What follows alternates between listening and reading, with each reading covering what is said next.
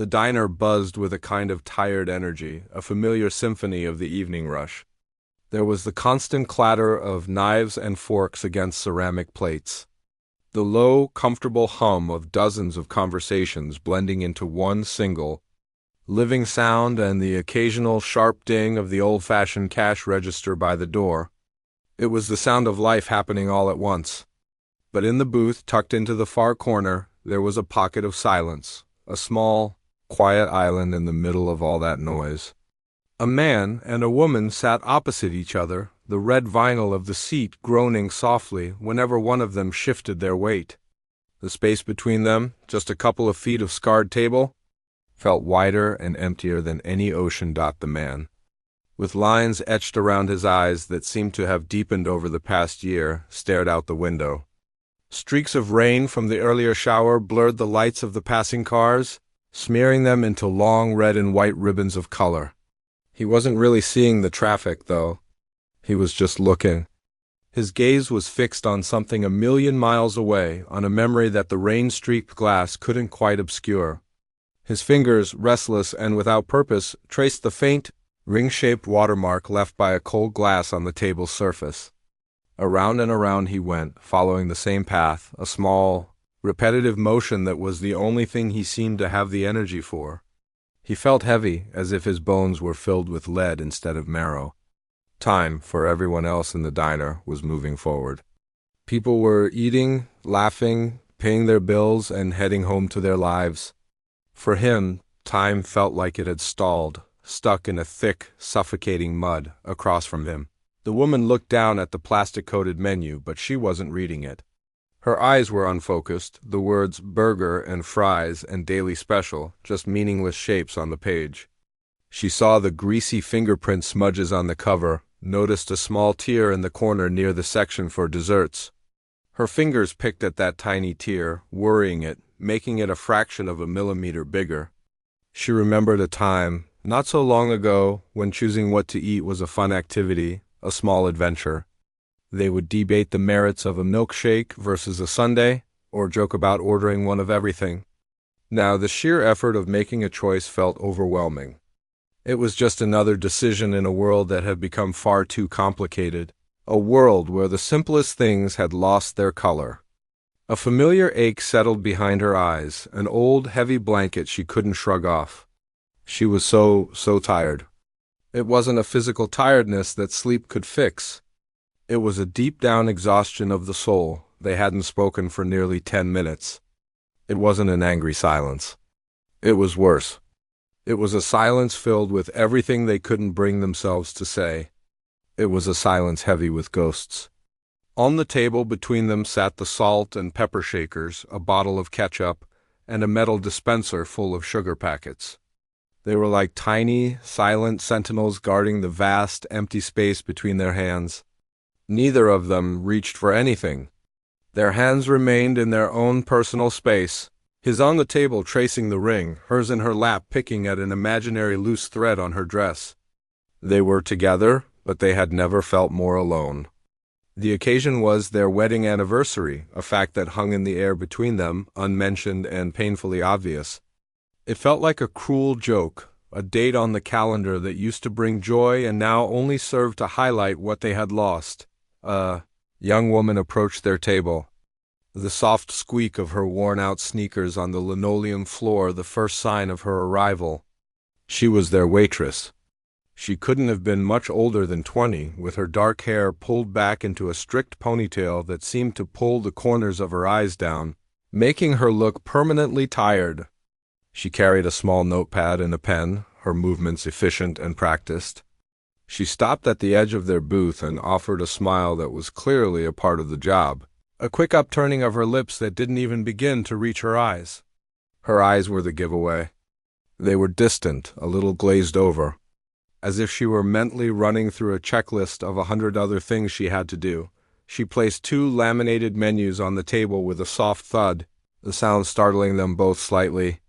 The man looked up from the window, and the woman's gaze shifted from the torn menu corner to the waitress's face. "Hi there," the waitress said, her voice a little too bright, a little too loud for their quiet corner. "Can I get you started with some drinks?" She was already poised with her pen, ready to write, moving on to the next task. There was no real warmth in her question, just a desire to get the answer and move the process along.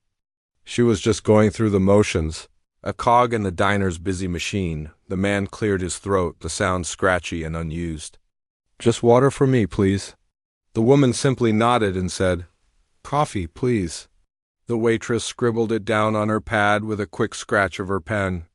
"All right. I'll be right back with that," she said, her smile already fading as she turned and walked away towards the kitchen, disappearing behind a pair of swinging silver doors. She was gone as quickly as she had arrived, a brief, impersonal interruption in their long, heavy silence. They watched her go, then their eyes drifted back to their respective spots, the window and the menu. The brief interaction had changed nothing. If anything, the silence that rushed back in to fill the space she had left felt even heavier than before. The man took a deep breath and let it out slowly, a quiet, weary sigh. He looked at the woman sitting across from him, really looked at her for the first time since they had sat down. He saw the way the dim light from the fixture above caught the silver threads in her hair, saw the gentle slope of her shoulders that spoke of a burden he knew all too well. Because he was carrying the exact same one. The memory, the one he had been trying to hold back all evening, suddenly pushed its way to the front of his mind, insistent and loud. It was a memory of their son, of his loud laugh and his bottomless appetite for bacon. The thought was so clear, so real, it felt like he might just turn his head and see him sitting there in the booth beside them. He couldn't hold it in anymore. He had to say something to bridge the chasm that had opened up between them, if only for a moment. He opened his mouth, the words forming slowly, hesitantly. He finally broke the silence, his voice barely a whisper, rough from disuse. He would have loved this place. He gestured vaguely around the diner, a small, tired movement. All the bacon. The words hung in the air between them, fragile and heavy. It was the first time all evening he had spoken of their son directly, not in hushed, careful tones, but as a simple statement of fact. It was a fact that was as true and as painful as the beating of his own heart. The woman looked up from her lap, her eyes finding his. For a moment, the deep well of sadness in them was replaced by a flicker of something else, a tiny spark of light from a distant memory. She saw it so clearly, their son sitting at their kitchen table, a plate piled high with crispy bacon in front of him, a huge grin on his face as he declared it the best food in the history of the world. The memory was so warm, so real it felt like it could heat her cold hands. A faint, sad smile touched her lips, a ghost of the smile she used to wear so easily. "He would have complained the coffee was too weak," she replied, her voice soft but steady. He let out a short, breathy sound that was almost a laugh. It was a rusty, unused sound, but it was a laugh nonetheless. "You're right," he said, a real warmth spreading through his chest for the first time in months. He would have taken one sip, made that face he used to make. You know, the one where he'd wrinkle his whole nose up like he smelled something bad. He mimicked the expression, and the woman's smile widened a little more. They were sharing something, a tiny piece of their son that was just for them, a secret code built from years of love and laughter, for a few precious minutes. They weren't two grieving people lost in a silent fog. They were a mom and a dad, remembering their boy. They talked about his ridiculous eating habits, how he would mix ketchup with everything, how he could eat an entire pizza by himself and still be hungry for dessert. Each memory was a small, bright candle lit in the vast darkness of their grief. They didn't talk about the end, about the hospital or the goodbye. They only talked about the life, the loud, messy, beautiful life he had lived. The space between them didn't feel so wide anymore. It felt like their son was sitting right there in the booth with them, filling the space with his remembered presence, but candles, even the brightest ones, eventually burn out. The man told a story about their son trying to build a ridiculous treehouse that was nothing more than a few wobbly planks of wood, and when he finished, the silence that followed was heavier than before. The memories, while comforting, were also a sharp reminder of what was gone. The laughter faded from their eyes, replaced once again by that familiar, aching emptiness. The woman looked down at her hands, which were now resting on the table. The brief moment of connection had passed, and they were back on their separate islands of sorrow. Just then, the young waitress returned. She moved with the same quick, efficient energy as before, her sneakers squeaking softly on the floor. She placed a glass of ice water in front of the man and a steaming mug of black coffee in front of the woman. "Be right back to take your order," she said, her voice a neutral, practiced tone. She was already turning to leave, her mind clearly on her next task. As she set the mug down, the woman spoke, more to herself than to anyone else. Her voice was barely audible, a quiet sigh of longing. "I just wish I had one more of his drawings." She stared into the dark surface of her coffee, as if she might find an answer there. He always hid his best ones, little surprises. In a book, under a pillow. I keep looking for one I haven't seen, but there's nothing left. The last part of her sentence cracked, the pain of that finality slicing through her composure. There's just nothing left. The waitress's hand paused for a fraction of a second above the sugar dispenser she was about to place on the table. It was a tiny hesitation, almost imperceptible, a brief disruption in her fluid, workaday motions. A flicker of something recognition, a deep and sudden empathy, crossed her face before being quickly smoothed over by her professional mask.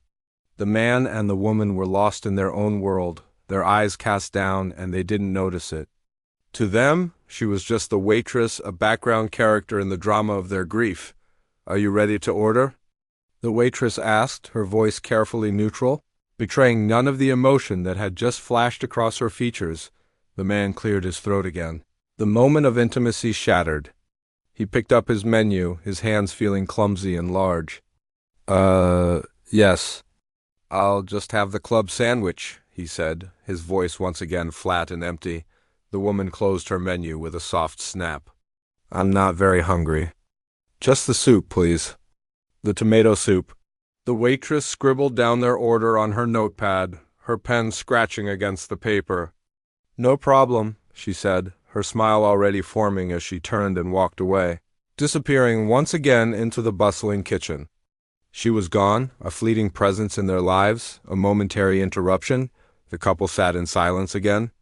The woman wrapped her cold hands around the warm ceramic mug, letting the heat seep into her skin. She felt a profound sense of finality settle over her. There's nothing left. The words echoed in her mind. It was the truth. She had searched his room a dozen times, looked through every book, every drawer, every old coat pocket. She had found everything there was to find. The surprises were over. The life was over. All that remained were memories, and memories, she was learning, were a poor substitute for a warm, living presence. She took a sip of the coffee. It was, just as she knew it would be, too weak. The swinging silver doors closed behind her, shutting out the quiet sadness of the corner booth and swallowing her into a world of controlled chaos. The kitchen was hot, a wall of heat that hit her face the moment she stepped inside. The air was thick with the smell of sizzling burgers, frying onions, and the sharp, clean scent of bleach from the recently mopped floor. A cook in a white, sweat-stained apron yelled out an order, his voice cutting through the clatter of metal spatulas against the flat-top grill. Another was rapidly assembling plates, his hands a blur of motion, adding a pickle here, a dollop of mashed potatoes there. It was a symphony of noise and movement, a place where there was no time for silence. No room for sad thoughts, but the waitress carried the silence with her. It clung to her like a damp chill she couldn't shake. The small white order slip felt heavy in her hand, not because of the simple words "club sandwich" and "tomato soup" written on it, but because of the words she had heard just before she wrote them down. There's just nothing left. The woman's voice, so full of a quiet, final despair, echoed in her head, louder than the clang of a dropped pan or the hiss of the deep fryer. She had heard a lot of things working in this diner. She'd heard angry arguments, happy birthday celebrations, marriage proposals, and breakup speeches. She was a professional observer of human life, a silent witness to countless small dramas. But this felt different. This wasn't drama. It was the quiet, hollow aftermath. She pinned the order slip on the rotating wheel for the cooks. the metal spike puncturing the paper with a sharp thud. "Order up," she called out, her voice sounding distant to her own ears. She turned to grab a pitcher of water for another table, her movements on autopilot. Her body was doing the job, but her mind was still in that corner booth. She saw the woman's face, the way the dim light caught the silver in her hair and the deep lines of sorrow around her mouth. She saw the man's hands, tracing that invisible circle on the table, a man trapped in a loop of his own grief. And she felt the weight of their loss as if it were her own. It reminded her of her own little brother. He wasn't gone, not in the way their son was, but he was far away, across the ocean, serving in the military. They wrote letters, and sometimes they could video chat, but it wasn't the same. He was the artist in the family, the one who saw the world differently. He used to leave little drawings for her everywhere. A cartoon of her grumpy face on the coffee pot when she had a bad morning. A tiny, detailed sketch of a bird on the bookmark she was using. He understood that art wasn't just about big galleries or expensive paintings. It was about connection. It was about leaving a small piece of yourself behind for someone else to find. A little surprise that says, "I'm thinking of you." The thought of that woman, searching for one last surprise drawing and finding nothing, created a physical ache in the waitress's chest. It was a specific kind of pain, the pain of a well-running dry, of a story reaching its final, unwelcome end. She knew she couldn't bring their son back. She couldn't magically produce a hidden drawing from his room. But she also knew she couldn't just do nothing. The thought of walking back over to that table, refilling their coffee and clearing their plates felt like a betrayal. It felt like participating in the silence, agreeing that there was, in fact, nothing left. An idea, fragile and a little crazy, began to form in the back of her mind. It was a risk. It was probably overstepping. It could get her in trouble, or worse, it could upset them even more. But the thought wouldn't leave her alone. It was like a little spark in the darkness of her own tired routine. A flicker of purpose she hadn't felt in a long time. She finished filling the water pitcher and delivered it to a table of loud, laughing teenagers, her smile feeling even more fake than usual. Her mind was racing. She needed paper and a pencil. She kept a small sketchbook and a set of pencils in her backpack in the staff break room. It was her escape, her way of processing the world when it became too much. She hadn't drawn anything in weeks, too tired from her double shifts and too lost in her own worries about her brother. But now, her fingers itched to hold a pencil. She told the manager she was taking her 10-minute break.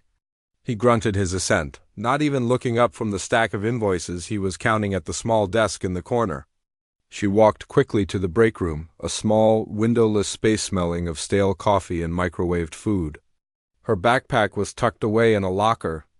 She pulled out the sketchbook and her favorite pencil, the one that was worn smooth from years of use. She didn't go back to the main floor. Instead, she found a quiet spot in the back hallway, near the emergency exit. It was rarely used, a forgotten space between the chaos of the kitchen and the public face of the restaurant. She leaned against the cool concrete wall, the sketchbook balanced on her knee. The noise of the kitchen was a distant mumble here. She closed her eyes for a moment, trying to picture the couple. Not just their sadness, but the love that was clearly underneath it. She thought about the man's comment about the bacon and the woman's reply about the coffee. They were a team, a unit that had been broken but was still, somehow, holding together. She began to draw. Her hand, which had felt so clumsy and tired just minutes before, now moved with a newfound certainty. She wasn't drawing their faces. That felt too personal, too intrusive. She was drawing something else, something that captured the essence of what she had seen and felt. Her pencil moved across the page, shading and sketching, her brow furrowed in concentration. She was no longer just a waitress. She was an artist, creating a message in a bottle, a tiny paper life raft she hoped could carry a little bit of hope across a vast, dark ocean of grief. She lost all track of time, the world shrinking to just her, the pencil, and the piece of paper in her hands. The drawing was her way of saying, "I see you, and you are not alone." The graphite pencil felt like an extension of her hand, the worn wood smooth against her fingers. She added the final shading to the drawing, a series of light, feathery strokes that gave the paper a texture, a life it didn't have a few minutes ago. When she was done, she leaned her head back against the cool concrete wall and let out a breath she didn't realize she'd been holding. The drawing wasn't perfect. The lines were a little wobbly in places where her hand had shaken, but it was honest. It was a piece of her heart, transferred onto a simple piece of printer paper she'd grabbed from the stack by the office printer. A wave of doubt washed over her, cold and sharp. What was she thinking? This was insane. She was a waitress. Her job was to take orders and carry plates, not to insert herself into the deepest, most private pain of her customers. They could be angry. They could be offended. They could complain to her manager, and she could lose her job, a job she desperately needed to help her mom with the rent. The folded paper in her hand suddenly felt like a piece of evidence, proof of her monumental unprofessionalism, but then the image of the woman's face flashed in her mind again. The way she had said, "There's just nothing left." That phrase had settled deep inside the waitress like a stone in her shoe. She couldn't walk away from it. She couldn't just go back to their table, top off their coffee, and pretend she hadn't heard the raw, aching truth in that woman's voice. To do nothing felt like a greater risk than doing something foolish and bold. With a deep, shaky breath, she made her decision. She carefully folded the drawing, the creases sharp and precise, and slid it into the pocket of her apron. Back in the main dining room, the world rushed back in. The clatter, the conversations, the smell of fried food, but it all seemed muted, like she was hearing it from underwater. Her eyes scanned the room and found the corner booth immediately. It was as if a spotlight were shining on it, cutting through the diner's gloom. Another server had already dropped off their food and they were eating, or rather, they were moving food around their plates. The man was taking small, methodical bites of his club sandwich, his eyes staring at a fixed point on the wall. The woman was spooning her tomato soup, her movements slow and listless. They were going through the motions of a normal dinner, but the life, the energy was completely gone. The brief, warm moment of shared memories had evaporated, leaving an even colder, heavier silence in its wake. The waitress watched them for a moment, her heart pounding against her ribs like a trapped bird. She saw the man push his plate away, half-eaten. The woman stared into her empty soup bowl, her reflection a distorted blur in the red liquid. They were done. They were just waiting for the bill, waiting to escape back into the quiet isolation of their own lives. This was her only chance. She began to walk towards their table. Each step felt like it took a year. Her sneakers, which usually squeaked with a confident rhythm, were now silent on the linoleum. Her hands felt clammy, and she wiped them on her apron, her fingers brushing against the folded paper in her pocket. It felt like it was burning a hole through the fabric. The other tables, the other customers, the noise of the kitchenette all faded into a meaningless blur. Her entire world had shrunk to the 10 feet of space between her and that quiet booth. The man saw her coming first. He sat up a little straighter, a polite, expectant look on his face, assuming she was coming to clear their plates and bring the check. The woman didn't look up, lost in her own thoughts. The waitress stopped at the edge of their table, just as she had before, but everything was different now. She wasn't holding a notepad or a pitcher. Her hands were empty, and she held them clasped in front of her, a nervous, self-conscious gesture. Her professional mask was gone. All they could see was a young woman who looked suddenly very vulnerable and very out of place. "I'm so sorry to bother you," she began, her voice softer than they had heard it before, a little unsteady. The man looked at her, a flicker of confusion in his eyes. The woman finally lifted her head, her expression wary. The waitress took a shaky breath, her courage almost failing her. I couldn't help but overhear what you were saying earlier," she said, her gaze dropping to the table for a second before meeting their eyes again. About your son's drawings." The words hung in the air, delicate and dangerous. The couple stared at her, stunned into silence. They had been so lost in their own world, so certain they were invisible that the idea of someone listening, of someone actually hearing them, was a complete shock, The waitress could see the confusion in their faces, and she rushed on, her words tumbling out in a quiet, earnest stream. "I know this is probably completely out of line, and I'm so sorry if I'm overstepping, but I couldn't stop thinking about it." She reached into her apron pocket and pulled out the folded piece of paper. Her hands were trembling slightly as she held it out. "This isn't much," she said, her voice barely a whisper. "But I drew this during my break. I hope it's okay." She didn't hand it to them directly. She leaned forward and gently slid the paper onto the table between them, placing it in the empty space that had felt so vast just minutes before. It was a simple, white rectangle in the middle of the cluttered table. For a long moment, nobody moved. The man and the woman just stared at the paper, then at the waitress, then back at the paper, as if they couldn't comprehend what it was or why it was there. The waitress took a small step back, giving them space. I'll leave you to it," she said, her voice filled with a sudden, overwhelming shyness. She turned and walked away quickly before they could say anything, before they could tell her she was a foolish girl who had no right. She didn't look back. She disappeared into the relative safety of the kitchen, her own heart hammering. Leaving behind a tiny paper boat on a vast and turbulent sea, the couple sat there, the folded paper lying between them like an unopened letter. It was the most unexpected thing that had happened to them in a year. Slowly, as if in a trance, the man reached out his hand.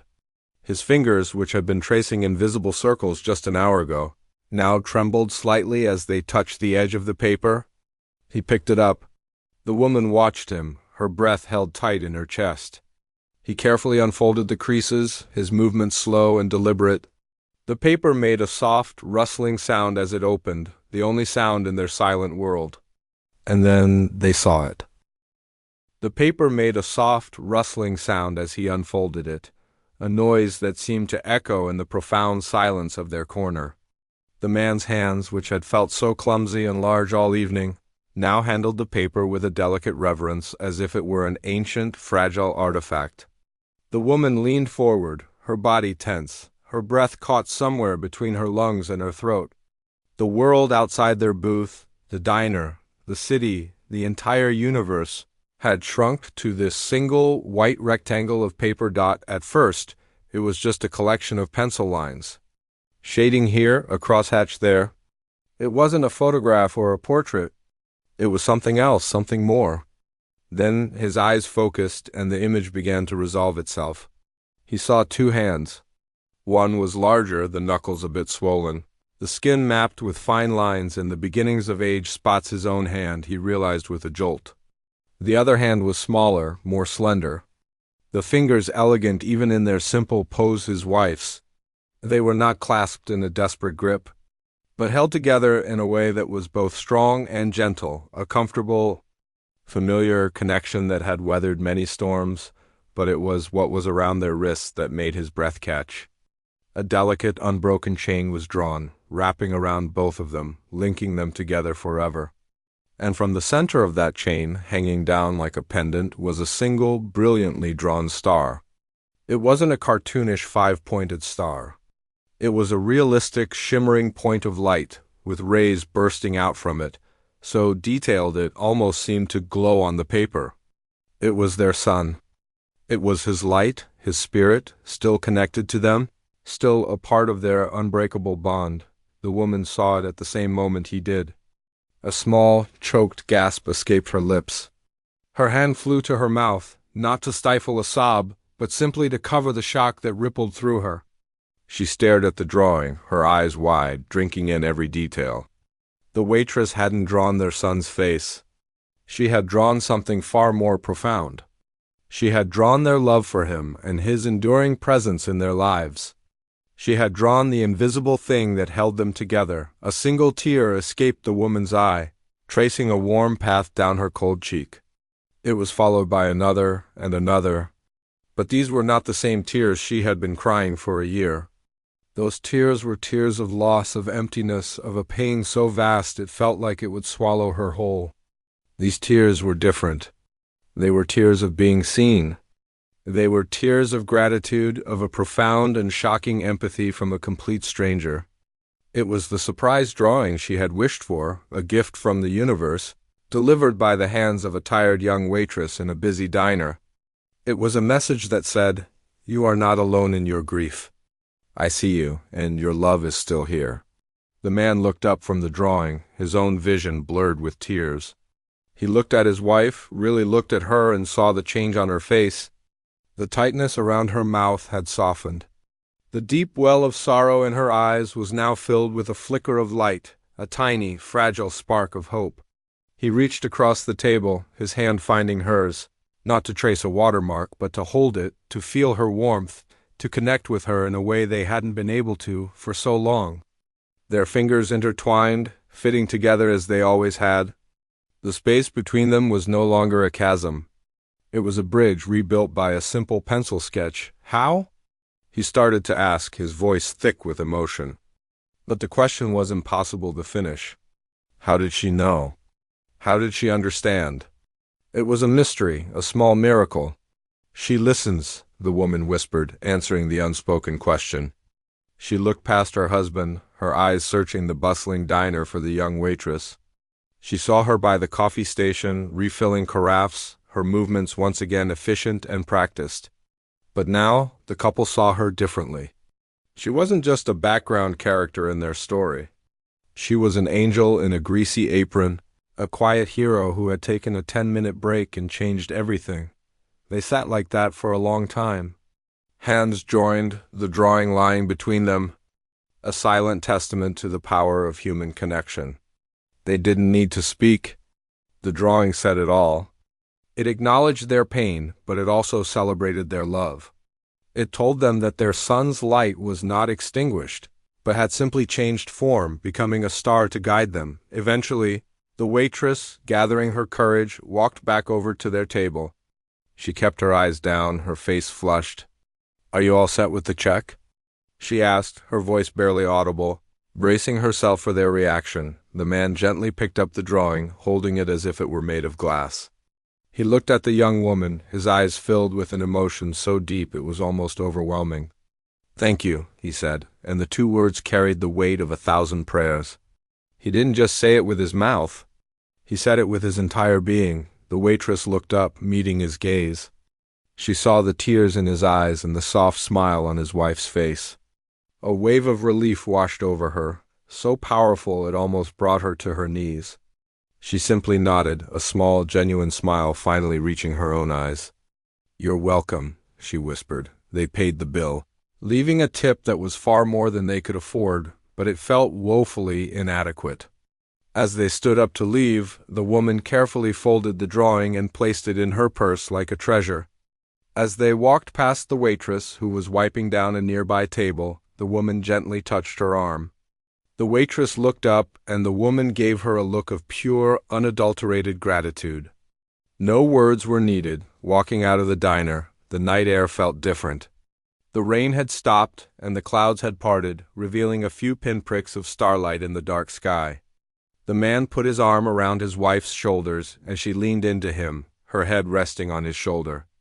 It was a simple, familiar gesture, but tonight it felt new. It felt real. In the car, the woman took the drawing out of her purse and held it in her lap, her finger gently tracing the outline of the star. The man started the engine, but before he pulled out into the street, he turned to look at her. In the dim glow of the dashboard lights, he saw her face, peaceful for the first time in a year. He saw the drawing, a promise of a new beginning. And she saw the love in his eyes, a love that had been there all along, just waiting to be rediscovered. They didn't speak. They just looked at each other, a small, real smile passing between them. The silence in the car was no longer empty. It was full. It was the quiet, comfortable silence of two people who had been to the edge of darkness and had found a way back, together, holding a single beautiful star to light their way.